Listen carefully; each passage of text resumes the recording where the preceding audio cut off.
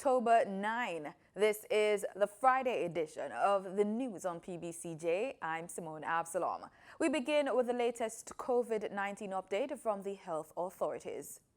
According to health authorities, 370 Jamaicans were declared recovered from the virus over the past 24 hours. This is the single biggest recovery total in a single day. The overall number of recoveries now stands at 3,102. There are now 4,030 active cases. 4 more deaths were also reported over the period, bringing the death toll to 132. The latest mortalities are a 76-year-old male from St. Anne, an 81-year-old male from St. Mary, a 59-year-old female from Kingston and St. Andrew, and a 69-year-old male from St. Anne. The island also recorded 90 new COVID-19 cases over the same period, bringing the overall tally to 7,363. At this time, there are 23 moderately ill and 10 critically ill patients. 130 persons are currently hospitalized. 4 persons are quarantined in a government facility. In the meantime, there are 22,001 persons quarantined at home. Currently, there are 488 imported cases and 416 cases of local transmission, while 851 are contacts of confirmed cases. 236 are associated with the St. Catherine Workplace Cluster, and 5,372 cases are under investigation. For the news on PBCJ, I'm Gabrielle Thompson. The Pan-American Health Organization, PAHO, has expressed concern about the spike in COVID-19 cases in Jamaica. PAHO Director Dr. Carissa Etienne says every country in the Americas have been impacted by transmission of COVID-19, and a collective response is key to overcome the virus. While Brazil and the US remain significant drivers of new cases in our region, we are concerned by spikes in cases, including in places that had effectively managed outbreaks, like Cuba and Jamaica. In fact, over the past 60 days, 11 countries and territories in the Caribbean have moved from moderate to intense transmission, which is a concerning development as countries reopen airspace. Speaking Wednesday at a news briefing, Dr. Etienne said the virus is spreading in new ways. Recent data show that in some countries, COVID-19 is exacting a larger toll on young people, more than we saw earlier in the pandemic. More than 500,000 children and adolescents in our region have been infected, and these numbers continue to rise. Dr. Etienne says while many young people will not display harsh COVID-19 symptoms, the risk of developing critical illness is still significant. We also worry that as more of us venture outside, that cases will spread to other more vulnerable groups. This is particularly concerning for the elderly and those with pre-existing conditions like diabetes or hypertension, for whom a COVID diagnosis can be much more serious. So let me urge people of all ages to continue to wear masks, practice social distancing to protect themselves, and avoid exposing others. She says more than 17 million cases of COVID-19 have been reported in the Americas, with more than 574,000 deaths.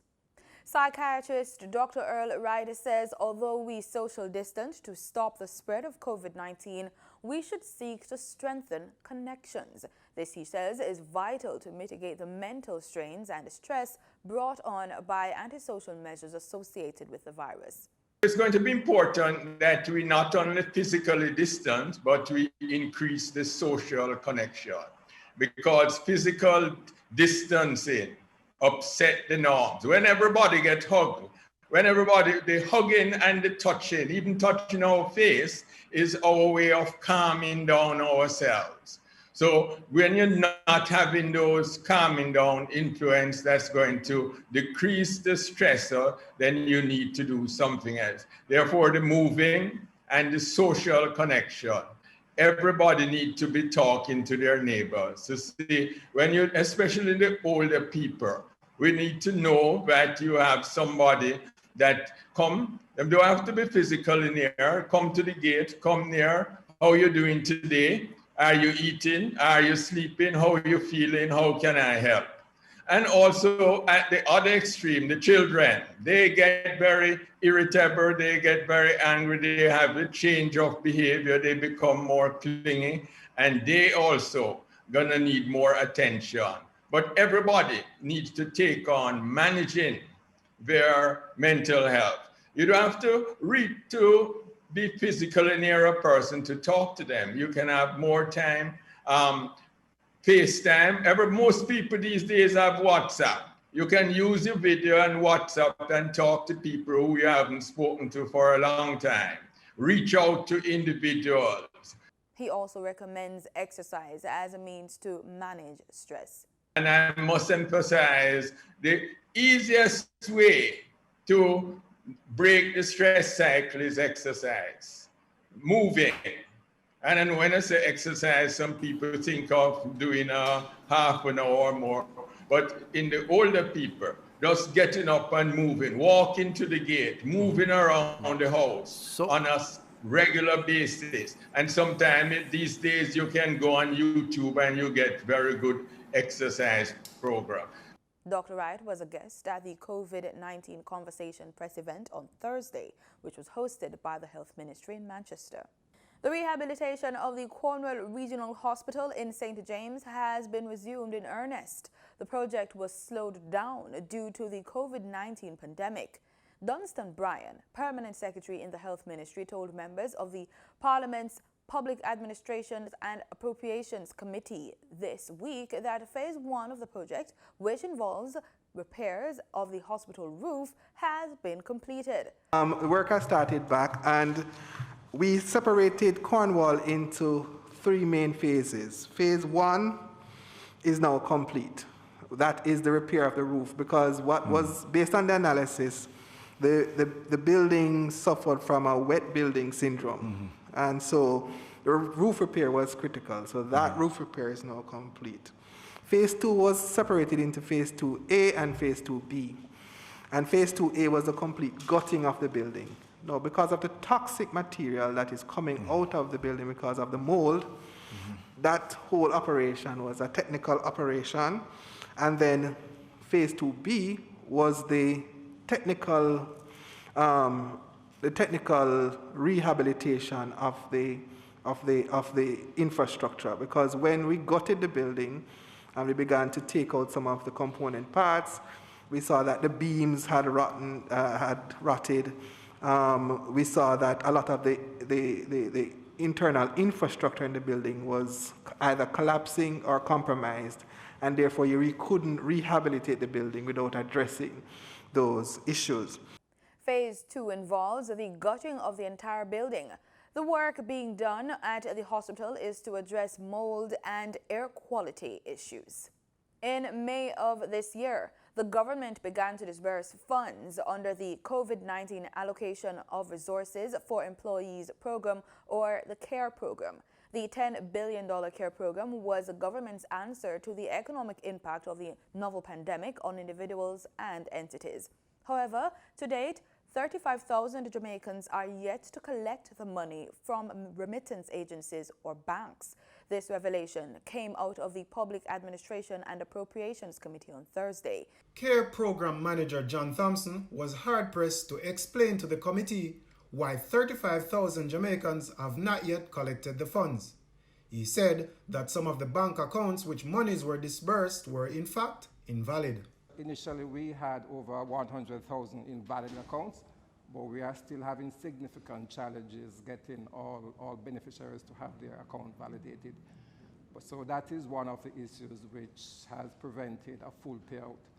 Secondly, persons who had selected to be paid via remittance companies, for whatever reasons, we still have over 10,000 returns from remittance companies.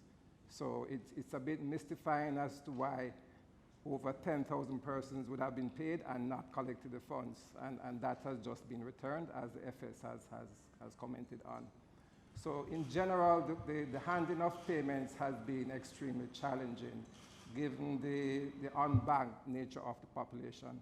PAHC member Juliet Holness gave some examples as to why some persons weren't able to collect the funds. Many persons have complained that their inability to collect is they would have members of their family who are elderly, not able to move, incapacitated in one way or the other, ill, and the young member of the family, sometimes a teenager, would have completed the application for them in preparation to be able to pick up at a remittance company. And what they found is just not able to collect because I can't collect for my grandmother. Something from a justice of a peace is not working. And I remember one special case that I'm not sure even to this date it has been resolved. The person could not go up the stairs and there's no elevator and nobody to lift her up the stairs, and they refused to give it to her grandchild. So you do have persons trying to collect who still have an issue, and I think it would be best that we find some mechanism of giving them a help desk so you can go on, log on, give your name, the remittance company that you're requested the funds go to, and the reason why you're not able to collect.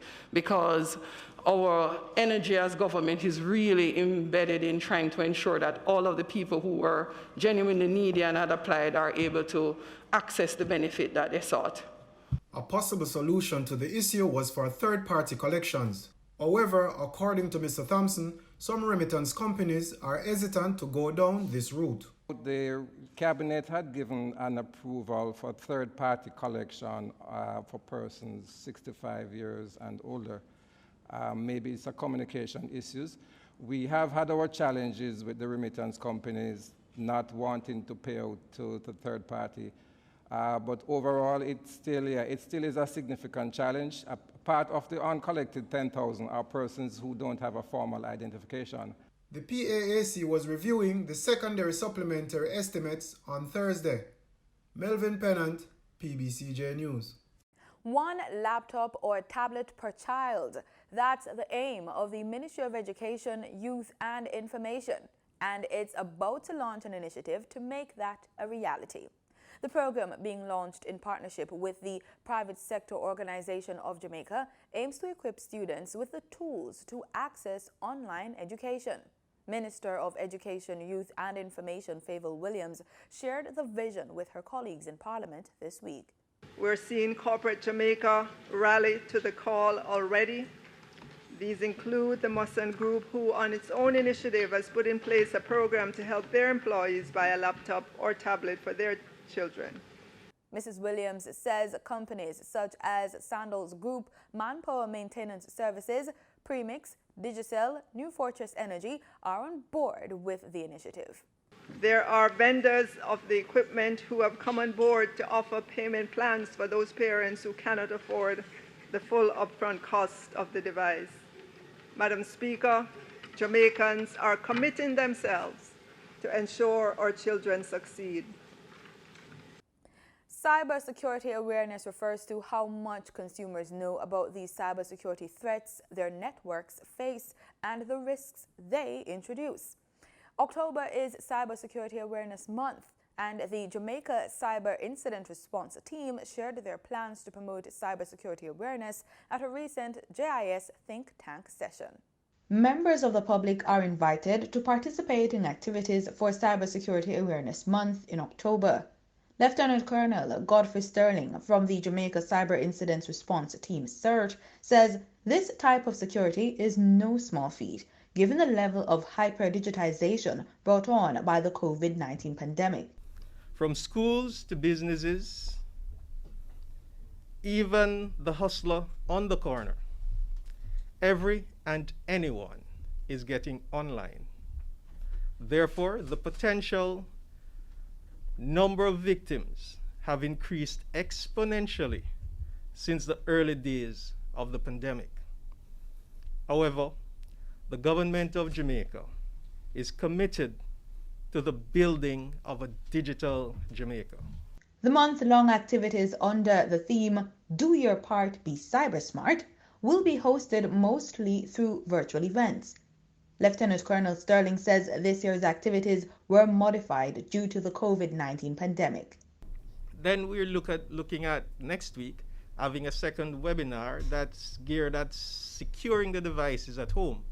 And Mr. Record spoke significantly about how you do that from the children's standpoint in response to your question, but also the parents who have been forced to work from home, some of whom are not digitally inclined, must now brave those waters and not just operate securely, but also responsibly.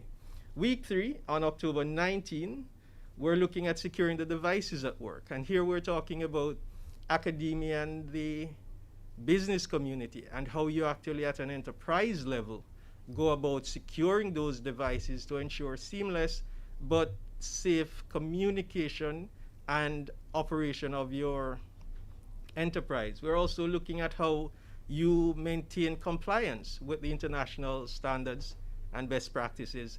And this is where the CERT, as part of the National Cybersecurity Framework, comes in and plays that bridging role, primarily among the JCF, ourselves, and the wider Ministry of Science, Energy and Technology, as well as academia and the private sector. Week 4, on the 26th, we're looking at the Internet of Things, the smart watches, the wristbands, the smart cars. How do you secure these in an environment where you have not only more users of cyberspace, but also more trolls, people with nothing to do except trying to break into your device?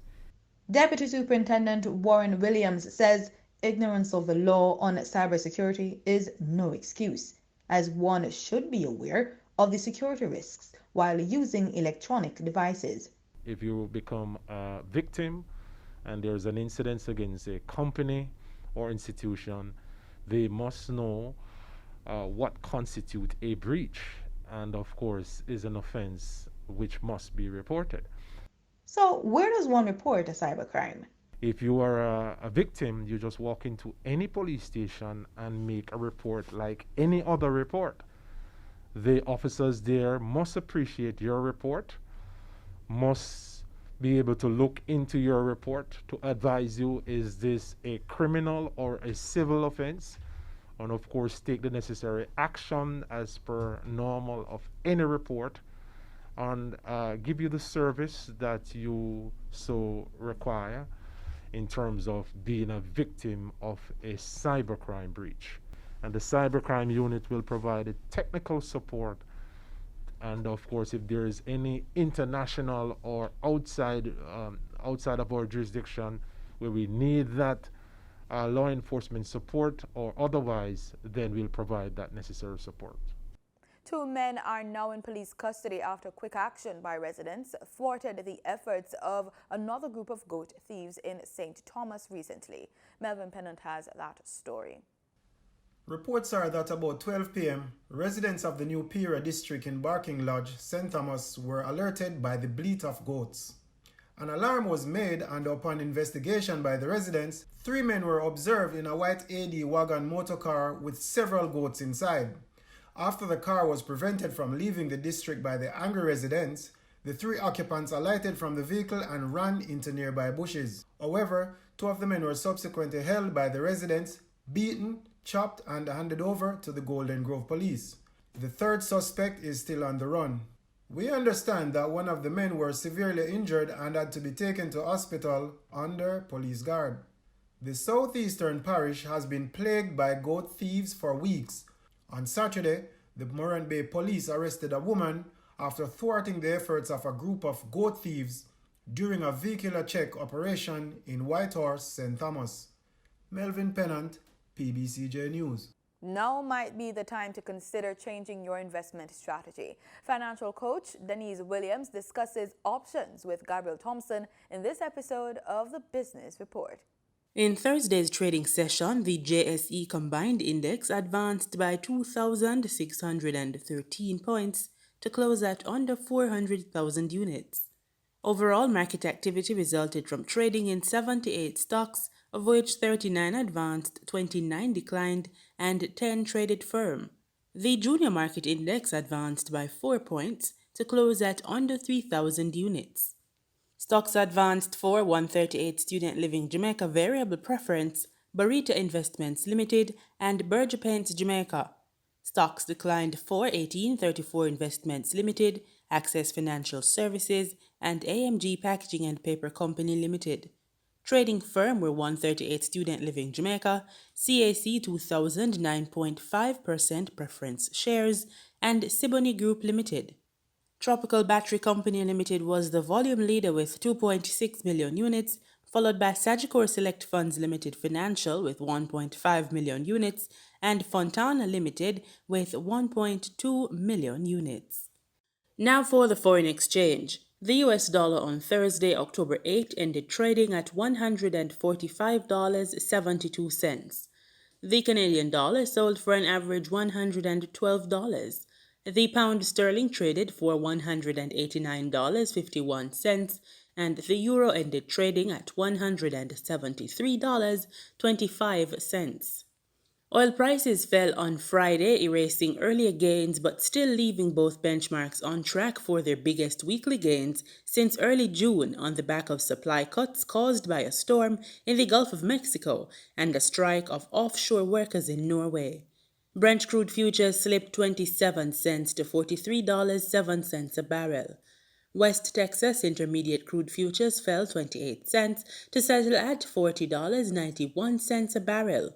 Both contracts are on track for weekly gains of about 10% this week, the first rise in 3 weeks. Today, financial coach Denise Williams of Financially Focused discusses changing your investment strategy. Hi, I'm Denise Williams, your financial coach.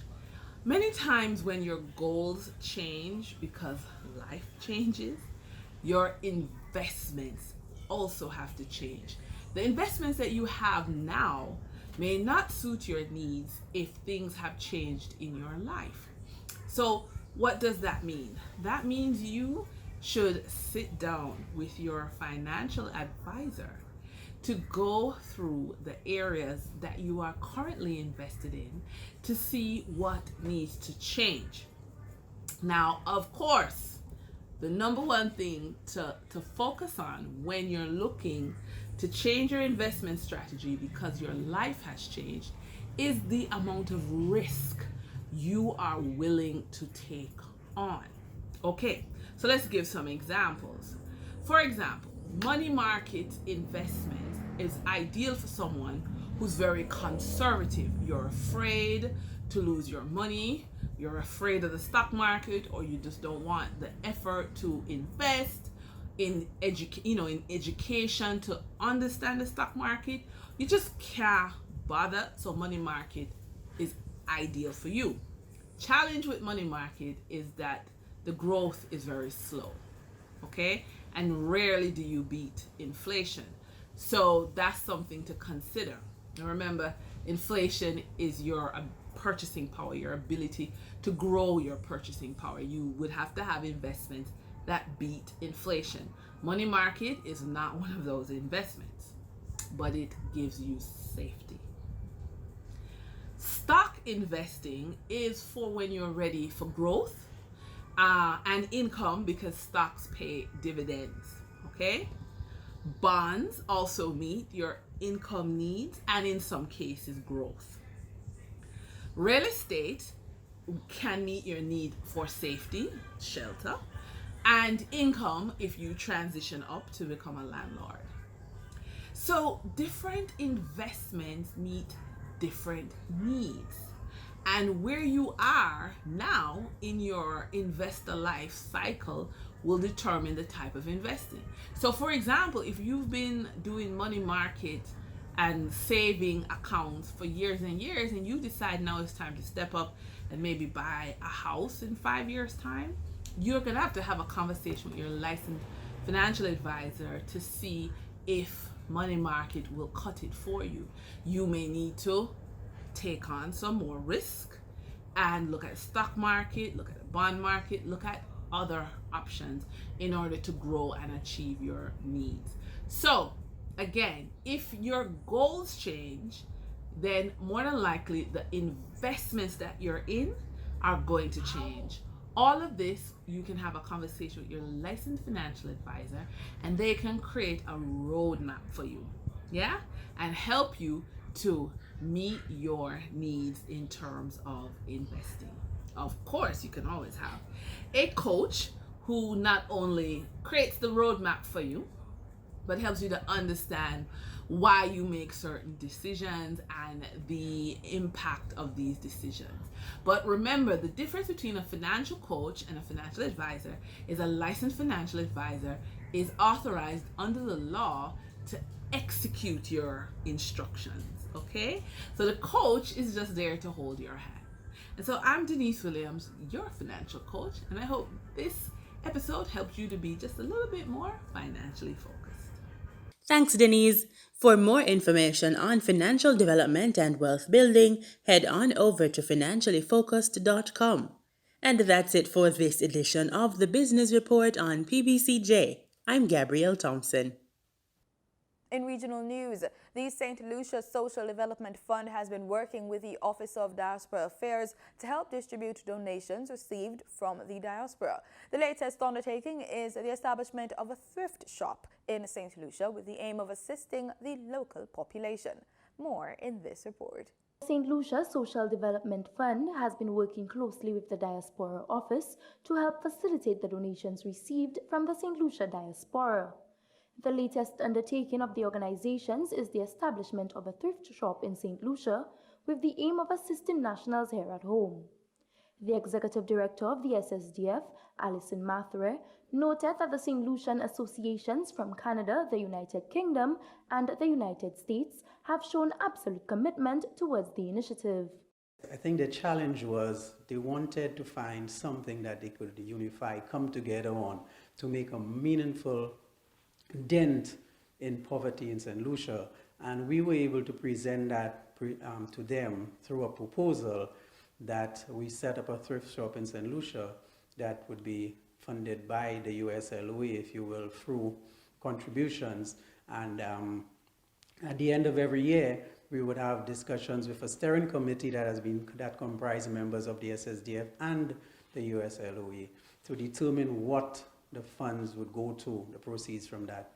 That was, to me, one of the most amazing experiences at the SSDF.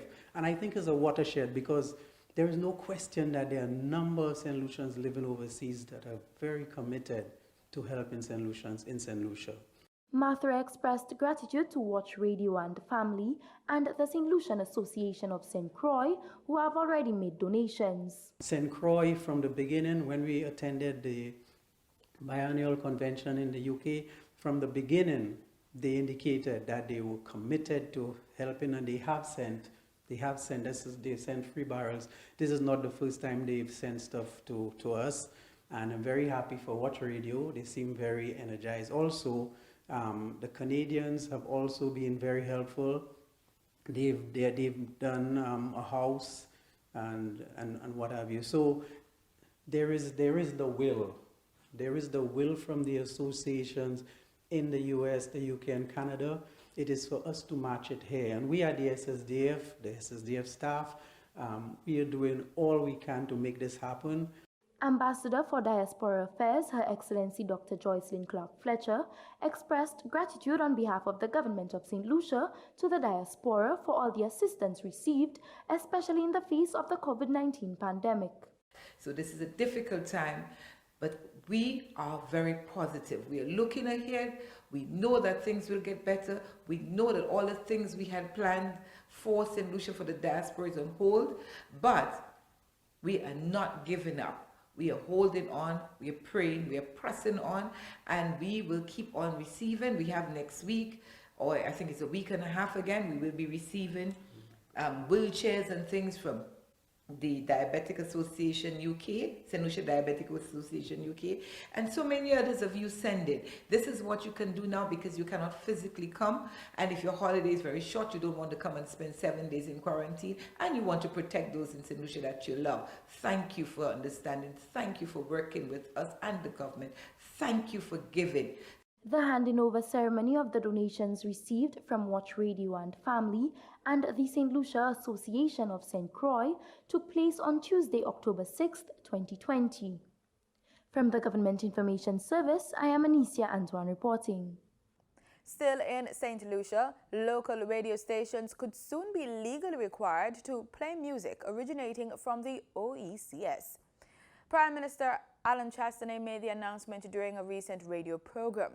One local radio manager says the decision will benefit the local and regional entertainment industry, but believes more consultation is needed to flesh out a more amicable policy. St. Lucian and regional musicians and recording artists could soon have their own legally mandated slot on the local radio station circuit. The Prime Minister revealed on the Real FM talk show Newspin this week his government has begun the groundwork to flesh out legislation to make it compulsory for radio stations transmitting from St. Lucian soil to play local. The other thing I would like to be able to announce here, I've asked the Ministry of Creative Industries to start dialogue with the entertainers as well as the different radio stations, because we would like to pass an act or a law here which would make it and compel it for local radio stations to play 50% of their music needs to come from the OECS. And I think the time has come. I think we have enough product coming out of the OECS. Real FM manager and music producer Nigel Nicholas says the proposal is a step in the right direction for the entertainment industry. It's a good start. I think I heard 15%, but I think we need more.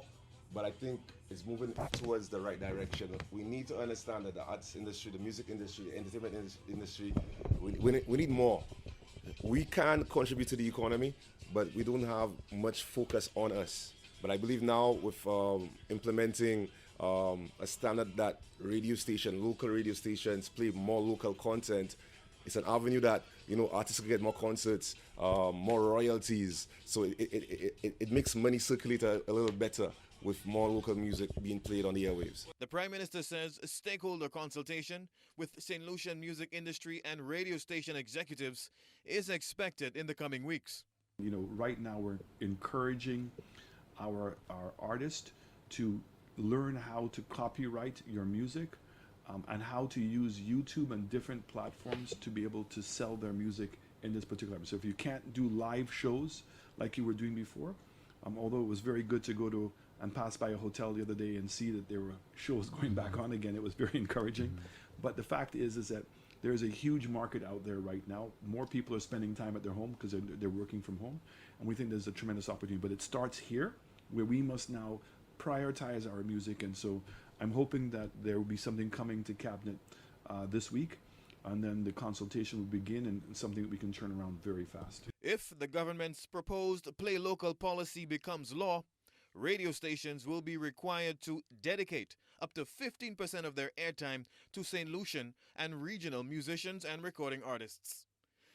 Rihani Isidore, NBC Prime. In sports, recently appointed West Indies women's coach Courtney Walsh wants to evaluate as many players as possible ahead of next year's qualification for the 2022 50-over World Cup. The bowling great says if he has his way, he would stage a training camp as a priority to gauge the players. The women are still recovering from their 5-0 drubbing at the hands of hosts England last month, their first real outing since the COVID-19 pandemic pulled the brakes on international cricket earlier this year. And that's the news on PBCJ. I'm Simone Absalom. Pleasant viewing.